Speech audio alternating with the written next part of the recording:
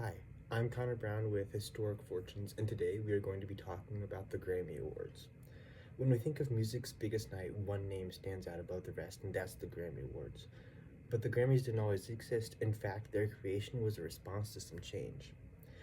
The story begins in the late 1950s at a time when rock and roll was exploding with popularity. While the public loved it, many music professionals worried about traditional music genres such as jazz, classical, and pop and the standards, and they thought that it was being overshadowed. To honor the excellence, not just the popularity, the Recording Academy, officially known as the National Academy of Recording Arts and Sciences, decided to create an award similar to the Oscars or Emmys called the Grammys for Music. In 1959, the first Grammy Awards were held. At that time, there were only 28 categories, and the ceremony was relatively small and low-key. The very first album of the year went to music from Peter Gunn by Henry Mancini, while Domenico Monagano won the Record of the Year for Nel Blue Dipinto di Blu, also known as Volare. As music evolved, so did the Grammys.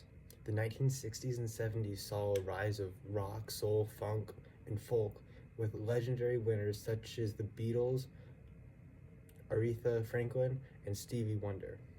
Over time, the Grammys expanded to include new genres, reflecting the culture of sound.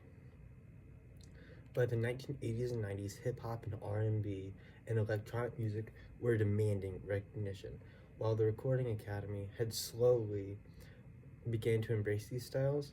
Milestones were reached, such with rap music, which was introduced in 1989, with artists like Lauryn Hill, Jay-Z, and Outkast, and they helped cement hip-hop's place on the Grammy stage.